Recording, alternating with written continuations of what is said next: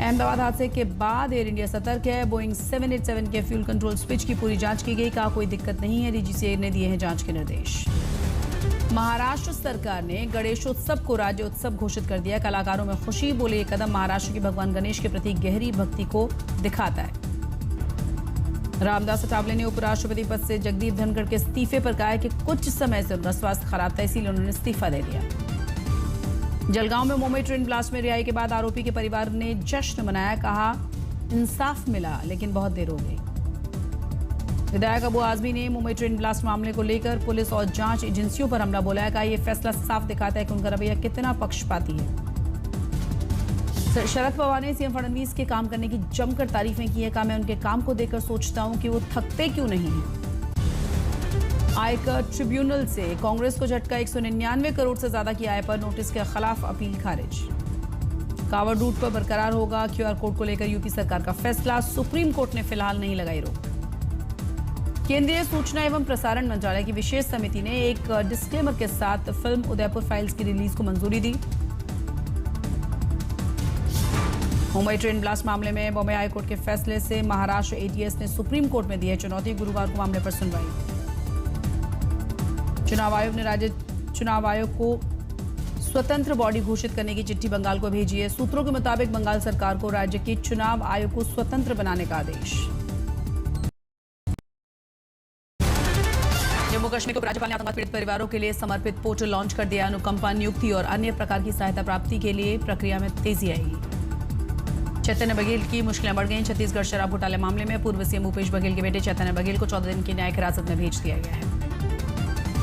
हरियाणा सरकार ने आंगनवाड़ी वर्कर्स को हेल्पर्स को बड़ी राहत दी है। 2021-22 में आंदोलन के दौरान वर्कर्स और हेल्पर्स पर दर्ज मुकदमों को रद्द करने का फैसला। योगी कैबिनेट ने कई बड़े फैसलों पर मोहर लगा दी। यूपी में महिलाओं को स्टैंप ड्यूटी में 1% की छूट दी गई। 1 करोड़ रुपए की प्रॉपर्टी पर फायदा मिलेगा। अवैध धर्मांतरण गैंग के सरगना अब्दुल रहमान को 10 दिनों की पुलिस हिरासत में भेजा गया। दिल्ली से हुई थी गिरफ्तारी। भारतीय सेना की ताकत में हुआ है और इजाफा। वायुसेना के बेड़े में शामिल हुआ अपाचे हेलीकॉप्टर। हिंडन एयरबेस पर उतारा गया पहला जत्था। इंडियन एयरफोर्स के 62 साल के बाद मिग 21 की विदाई। 19 सितंबर को होगा रिटायर। 3 जंग में रहा शामिल। अब तक 400 से ज्यादा क्रैश। चंदन मिश्रा हत्याकांड के मुख्य 2 शार्प शूटर्स और पुलिस के बीच मुठभेड़ हुई है। दोनों ही शूटर्स को गोली लगी। घायलों को आरोपियों को इलाज के लिए अस्पताल में भर्ती कराया गया। छत्तीसगढ़ में कांग्रेस की आर्थिक नाकेबंदी। चैतन्य बघेल की गिरफ्तारी के विरोध में सड़कों पर उतर आए कांग्रेस के कार्यकर्ता। Chhattisgarh chamber of commerce and industries का समर्थन से इनकार। सूत्रों के अनुसार बीसीसीआई अब नेशनल स्पोर्ट्स गवर्नेंस बिल के दायरे में आएगी। ये बिल आज संसद में पेश किया जाएगा। आज से भारत और इंग्लैंड के बीच चौथा टेस्ट मैनचेस्टर में होगा। टीम इंडिया के पास बराबरी करने का मौका है। खिलाड़ियों ने अभ्यास के दौरान जमकर पसीना बहाया। कानपुर में सचनी सब स्टेशन पर बिजली की कटौती से परेशान लोगों ने प्रदर्शन किया। मौके पर पहुंचकर सब इंस्पेक्टर ने लोगों को धमकाया। धमकाने का वीडियो वायरल हो गया है। कानपुर में प्रदेश सरकार के स्कूल मर्जर के फैसले के विरोध में छात्रों और पेरेंट्स ने सड़क को जाम करके विरोध किया। मौके पर पहुंची पुलिस और लोगों को समझा बुझाकर किसी तरह शांत कराया। बिहार के कटिहार में बाढ़ का कहर है। प्रखंड मुख्यालय से संपर्क टूटा। नाव बना आवागमन का साधन। कई एकड़ फसलें बर्बाद। लोग दूसरी जगहों पर शिफ्ट होने के लिए मजबूर। हिमाचल के लाहौल स्पीति घाटी में आज अचानक से आई बाढ़ ने तबाही मचाई। पहाड़ों से 20 मिनट लगातार बारिश के बाद नाले में आ गया था भारी मलबा और पानी खेतों में घुस गया। जम्मू कश्मीर में भारी बारिश के बाद जनजीवन अस्त व्यस्त है। बारिश की वजह से दर्जनों गांव बिजली आपूर्ति पूरी तरह से ठप है। उफान पर नदियां हैं। पीर पंजाल रेंज में भारी बारिश के बाद पुंछ में हाई अलर्ट। प्रशासन ने लोगों से नदी से दूर रहने की सलाह दी है। लैंडस्लाइड का भी खतरा बढ़ गया है। भारी बारिश के बाद जलस्तर के कारण चिनाब नदी स्थित बगलेहार परियोजना बांध के 2 गेट खोले गए हैं। लोगों से सुरक्षा नियमों का पालन करने की सलाह दी गई। दिल्ली में कुछ ही घंटों की मूसलाधार बारिश के बाद जगह जगह जलभराव। लोगों को करना पड़ रहा है खासी परेशानियों का सामना। बारिश के बाद दिल्ली नोएडा बॉर्डर कालिंदी कुंज पर जाम लग गया। रेंगती हुई नजर आई थी गाड़ियां। महाराष्ट्र के हिंगोली में फ्लैश फ्लड। बाढ़ के पानी में 3 लोग फंस गए थे। प्रशासन की मदद से किसी तरह बाहर निकाला गया। प्रयागराज में बाढ़ का रौद्र रूप। अरेल घाट भी डूब गया है। प्रशासन ने लोगों से सुरक्षित जगहों पर जाने की अपील की है। राहत और बचाव का काम जारी। हिमाचल के मंडी में भारी बारिश के बाद हालात बदतर हैं। 4 लेन पर सैलाब के कई वाहन फंसे। दुकानों और घरों में भी घुस गया है पानी। अमेरिका के कैंसस में बाढ़ से भयंकर तबाही हुई है। फायर ब्रिगेड ने सोमवार को शहर के कुछ हिस्सों में अचानक से आई बाढ़ के बाद एक पेड़ से चिपकी एक महिला को बचाया। ह्यूस्टन शहर में आफत की बारिश, बाढ़ से बेहाल लोग। प्रशासन ने बाढ़ में फंसे हुए लोगों की स्थानीय लोगों को सुरक्षित जगहों तक पहुंचाया। राहत और बचाव का काम जारी। बिहार के समस्तीपुर में हैवानियत की सीमाएं पार हुई। भैरव बाबा की मूर्ति तोड़े जाने के विरोध में स्थानीय लोगों ने एक शख्स को बेरहमी से पीटा। लोगों ने पहले आरोपी को पीटा और उसके बाद रस्सी से बांधकर जमीन पर घसीटा। पुलिस थाने से महज 50 गज की दूरी पर यह पूरी घटना घटी। प्रशासन पर उठे सवाल। बिहार के मुजफ्फरपुर में पैसे के विवाद में सरेआम सड़क पर महिला की पिटाई की गई। सास ससुर और देवर पर इसका आरोप लगा है। उत्तर प्रदेश के बस्ती में जमीन विवाद को लेकर फूटा महिलाओं का गुस्सा। प्रधान प्रतिनिधि को चप्पलों से पीटा गया। अभद्र व्यवहार का भी आरोप लगाया गया। गुजरात के गांधीधाम में व्यापारी पर जानलेवा हमला, लूट की कोशिश से हड़कंप मचा। पूरी घटना सीसीटीवी कैमरे में कैद। गुजरात के सूरत में कपड़ा व्यापारी पर चप्पू से जानलेवा हमला किया गया। पुलिस ने आरोपी को गिरफ्तार करके निकाला था जुलूस। कल्याण के डॉक्टर के केबिन में जाने पर मना करने पर नशे में धुत एक शख्स ने बेरहमी से महिला रिसेप्शनिस्ट को पीट डाला। आरोपी की तलाश जारी है।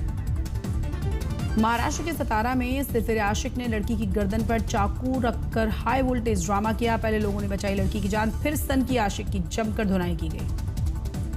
यूपी के वाराणसी में मामूली से विवाद को लेकर आपस में भिड़ गए थे परिवार के लोग। मारपीट के दौरान बुजुर्ग चाचा की जान चली गई। पुलिस ने 2 लोगों को गिरफ्तार कर लिया है। यूपी के मथुरा में भारी बारिश के बाद हाहाकार। अंडरपास में भरे पानी की वजह से फंसी यात्रियों से भरी हुई रोडवेज बस फंस गई। जेसीबी की मदद से इसे बाहर निकाला गया। बिहार के खगड़िया में दर्दनाक हादसा हुआ। नदी में नहाने गए 4 बच्चे एक ही परिवार के डूबकर मौत हुई। परिवार में कोहरा।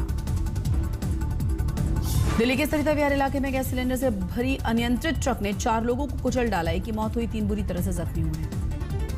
असम के न्यू बोगाईगांव रेलवे स्टेशन पर 8 अवैध बांग्लादेशी गिरफ्तार। जीआरपी ने अभियान चलाकर अवैध बांग्लादेशियों को पकड़ा। एमपी के उज्जैन में आरपीएफ का एक जवान यात्री के लिए बना देवदूत। चलती हुई ट्रेन में चढ़ने की कोशिश करते हुए पैर फिसल गया था। मौके पर पहुंचकर उसकी जान बचाई। बिहार के समस्तीपुर में पारिवारिक कलह से महिला ने बेटी के साथ फांसी लगाकर आत्महत्या कर डाली। मृतका के परिजनों ने हत्या करने के आरोप लगाए हैं। यूपी के बाराबंकी में पुलिस अधीक्षक और जिलाधिकारी ने कांवड़ियों पर हेलीकॉप्टर से पुष्प वर्षा की। इस अलौकिक दृश्य को लोगों ने अपने कैमरों में भी कैद किया। अयोध्या प्रशासन ने हेलीकॉप्टर से भक्तों पर पुष्प वर्षा की। श्री राम मंदिर, हनुमानगढ़ी, सरयू घाट पर बरसाए गए थे फूल। नोएडा में आस्था के साथ साथ यातायात नियमों के पालन के संदेश। पुलिस और धार्मिक संस्थानों ने कांवड़ियों को बांटे हेलमेट। सावन की महाशिवरात्रि पर आज नोएडा में रहेगा सरकारी अवकाश। सभी स्कूल और दफ्तर रहेंगे बंद। पर्यटकों से गुलजार हुआ है श्रीनगर। डल झील में बड़ी संख्या में शिकारा का आनंद ले रहे हैं पर्यटक। भारत में फ्लैगशिप स्मार्टफोन की कीमतों में 15% की बढ़ोतरी का अनुमान है। एआई फीचर्स और स्मार्ट टेक्नोलॉजी के बढ़ते हुए इस्तेमाल से महंगे हो सकते हैं स्मार्टफोन। प्री कोविड के मुकाबले इस साल भारत में विदेशी सैलानियों की संख्या 10% कम रही है। ग्लोबल टूरिज्म में 5% की तेजी से बावजूद जटिल वीजा नियमों के बढ़ने से मुश्किलें बढ़ी। क्रिप्टो एक्सचेंज से चोरी हुए हैं 378 करोड़ रुपए के डिजिटल एसेट्स। पकड़वाने में मिलेगी 25% रकम। चोरी की रकम की रिकवरी में मदद करने वालों को मिलेंगे 52 करोड़ रुपए। भारत और यूके के बीच 24 जुलाई को भारत यूके एफटीए फाइनल होगा। फ्री ट्रेड एग्रीमेंट होने के बाद सालाना व्यापार में 25 अरब पाउंड के उछाल का अनुमान है। आईएमएफ में नंबर 2 पोजीशन संभाल रही गीता गोपीनाथ अगले महीने अपना पद छोड़ेंगी। वापस हार्वर्ड यूनिवर्सिटी लौटेंगे। रूस सरकार के प्रवक्ता दमित्री पेस्कोव ने कहा है कि प्रस्तावित तीसरे दौर की सीधी व शांति वार्ता किसी चमत्कार की उम्मीद करना उचित नहीं होगा। रूसी सेना ने मंगलवार को भी यूक्रेन के कई शहरों पर भीषण हमला किया। हमले में एक बच्चे की मौत, 24 घायल हुए। गाजा सिटी में इजरायली सेना का भीषण हमला। हवाई हमले में 12 लोगों की जान गई, कई लोग बुरी तरह से घायल। गाजा युद्ध विराम पर हस्ताक्षर करने के बाद ब्रिटेन के विदेश मंत्री डेविड लेमी ने कहा, ब्रिटेन ने इजरायल के खिलाफ कोई व्यापक हथियार प्रतिबंध नहीं लगाया। WHO ने गाजा में इजरायली सेना द्वारा हिरासत में लिए गए कर्मचारियों की रिहाई की मांग की है।